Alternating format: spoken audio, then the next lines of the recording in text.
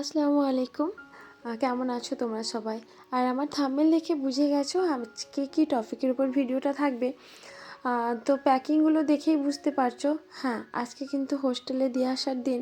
আজকে খুব বেশি একটা ভালো মন নেই। মনটা সত্যি বলতে খুবই খারাপ। তোমাদের সাথে সবটাই শেয়ার করব, অবশ্যই লাস্ট পর্যন্ত দেখতে থেকো।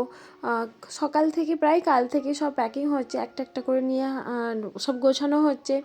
আর এই যে কম্বলটা নিয়েছো, দেখতে পাচ্ছ আমি যে কম্বলটা নিয়েছি, এই কম্বলটা কাকাবাবু ভালো করে মানে বেঁধে দিয়েছে যাতে আমাদের অসুবিধা না হয়। কম্বল তো বড় জিনিস, একদম কভার পরিয়ে কোণে কোণ মিলিয়ে ছুঁচ দিয়ে মানে সেলাই করে নিয়েছি আর সকালবেলা। আর কাকাবাবু সুন্দর করে আমি পাট করে দিয়েছি, কাকাবাবু বেঁধে নিয়েছে। তাতে অনেকগুলো থাকে তো সামানা মালপত্র অনেক থাকার কারণে নিয়ে যেতে পারবো না, তাই ওটা ছোটো করে কাকাবাবু বেঁধে দিয়েছিল।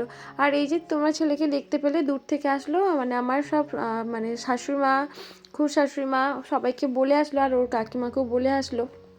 আর এটা হচ্ছে আমার একটা শাশুড়ি মা, ওনাকে মানে ওকে আদর করে দিচ্ছে।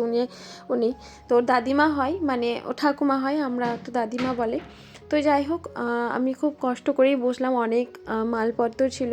আর ছেলের আবদার ছিল শপিং মল থেকে মানে প্রোডাক্ট ওর যেগুলো লাগে সেইগুলো ও বেছে নেবে, নিজে বাজার করে নেবে, এরকম একটা দেখে দেখে কোনটা লাগে। প্রত্যেকটা বারে আমি গিয়ে যা নিয়ে যাই তাই।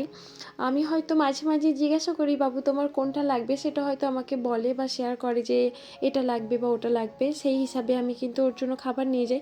আর এইবারে যখন আমি আমার বোনের ছেলের জন্য যখন আমি এখানে মার্কেটিং করেছিলাম, তোমাদের আগের ভিডিওতে শেয়ার করেছি, সেই সময়টা ও থেকে আমায় বলেছিল, মা আমি যেদিনকে হোস্টেলে যাব সেই দিনকে কিন্তু আমি আমার মতো পছন্দ মতো মন মতো আমি জিনিস নেব। তো ছেলের আবদার তো আমাকে রাখতেই হয়। তো তখন আমি বলেছিলাম হ্যাঁ। তো আজকে যাবার দিনেই আমি মার্কেটিংটা করছি, তার আগে আর সময় পাই না। হয়তো তোমাদের সাথে ভিডিওতে আগেও শেয়ার করেছি, কয়েকটা দিনই বাড়িতে থাকা হচ্ছে না। কখনো ভিডিও অফিস গেছি, কখনো বাইরে গেছি, বিভিন্ন কাজের মধ্যে থেকেই ব্যস্ততার মধ্যে গেছে। আর এখানে কি বলো তো, প্রোডাক্টগুলো নেওয়া হয়েছে আর আমি ক্যামেরা করছিলাম, ওখানে আমাকে মানা করে দেওয়া হয়। তো দাদাবাবু একটু রেগে যায় এর ফলে, যে কেন বড় বড় শপিং মলে তো ক্যামেরা অ্যালাউ থাকে, এখানে কেন অ্যালাউ না। তো যাই হোক, আমি কিছু প্রোডাক্ট কিনে আমি চলে আসি। আর ফাইনাল দেখতেই পাচ্ছ, ওখান থেকে বেরিয়ে এসেই আমি হোস্টেলে পৌঁছে যাই। এই হচ্ছে মন খারাপের কারণ, তোমাদের সাথে শুরুতেই বললাম। কেন জানো তো, এখানে দেখছি এসে কেউ আসে না, সবাই ক্যাম্পে চলে গেছে, আর ছেলে আর একজন এসছে।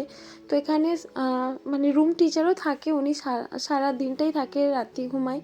তো এখানে দেখে যখন দেখছি যে ও একা এসছে, আর একজন সেটা ওর মানে বন্ধু না, একই রুমমেট ছিল, তো একটু দূরে ছিল। তো সেখানে গিয়ে ওর খুব কান্না শুরু হয়। আমি ভেবেছিলাম যে দেখো, টেনের পড়া তো অনেকটা চাপ, প্রথম থেকে শুরু করে দিতে হবে। টেনের রেজাল্টটা সব জায়গায় করানো হয়, বা অফিস আদালত চাকরি বাকরির ক্ষেত্রে তো মাধ্যমিকের রেজাল্টটাই তো আগে দেখানো হয়। তাই ওকে বুঝিয়ে আমি সেই দিনেই নিয়ে গিয়েছিলাম। তারপর দেখে সত্যি আমার খারাপ লাগছিলো যে বাচ্চাটা একাই বা থাকবে, তো এক দুজন আছে, খুব বেশি জন নেই, সবাই হয়তো থাকলে ওর মনটা খুশি হতো।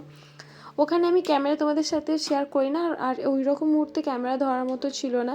তো ওখান থেকে বুঝিয়ে বাজিয়ে আমি চলে আসলাম। তারপরেও রাগ ছিল, কি করব, ছেলের মানে ভালোর জন্যই হয়তো। কালকে স্যারেদেরকে জিজ্ঞাসা করলাম যে ওরা কবে আসবে, বাকি ক্লাসমেটগুলো। তো বললো সবাই ক্যাম্প মানে আজকেই শেষ হয়ে যাবে, ওরা কালকের মধ্যে ঢুকে যাবে। ওকে বোঝালাম। তো মাঝে মাঝে বুঝছে, মাঝে মাঝে ঘা করছে, কিছু করার নেই, নিয়ে চলে গেছে। আবার তো ফিরে নিয়ে আসা যায় না, একটা দুদিন পরেও বন্ধুরা চলে আসবে। আর এখান থেকে মানে ওই হোস্টেল থেকে বেরিয়ে এখানে নার্সারিতে ঢুকেছিলাম।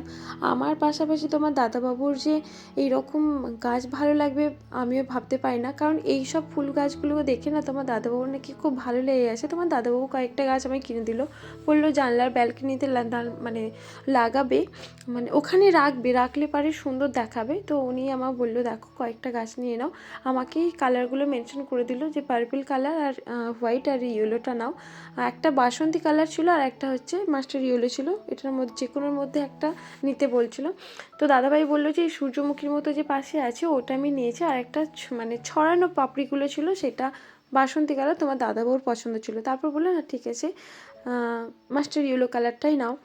তো এখানে ফাইনালি আমি 3টে গাছ নিয়ে ফেললাম। এই 3টে গাছে 180 টাকা নিয়েছে। দাদাভাই বলেছিল যে 210 টাকা দিতে হবে। তোমার দাদাবাবু মানে বার্গেনিং করে 180 টাকা দিয়েছে। আর এখান থেকে আমি যত ছাদ বাগানের গাছগুলো রয়েছে সব এই নার্সারি থেকেই কেনা। আর এই নার্সারিটা দেখতে হয়তো সামনেটাই একদম শোরুমা বা মানে ছোটো ছোটো লাগছে, কি বলবো, এটা অনেকটা বড়। ওই যে বিল্ডিংটার পেছন দিকে বিরাট এলাকা জুড়ে নার্সারি, অনেকটা মানে ফল গাছের নার্সারিতে ভর্তি। আমি তোমাদের সাথে একটু দেখিয়ে মানে ঘুরিয়ে শেয়ার করছিলাম, ভিডিওটা দেখো। প্রচুর ভ্যারাইটি এখানে ফুল গাছ পাওয়া যায়। তো যাই হোক, তোমার দাদুবাবু যখন গাছটা দিয়ে মানে আমায় কিনে দিল, আমার দেখে খুব ভালো লাগলো। আর ওখান থেকে হোস্টেল থেকে যখন ফিরলাম না, মনটা বেশ খারাপ ছিল। 20টা দিন আমাদের সাথে ছিল, একসাথে ঘুমানো খাওয়ানো, তারপর চলে গেলে তো মনটা খারাপ হবে। আর এই নার্সারি ফুল গাছে দেখেও তবু একটু হয়তো ভালো হয়েছিল। ওখান থেকে যখন আমায় ফুল গাছ হয়তো আমি বুঝতে পেরেছি যে আমার মনটা খুবই খারাপ, তাই হয়তো ইচ্ছে করেই নার্সারিতে ঢুকিয়ে নিয়ে যাই। তো তোমাদের সাথে একদম ছোটো মতো ভিডিও করে শেয়ার করলাম। আবার দেখা হবে নেক্সট ব্লগে। আল্লাহ হাফেজ।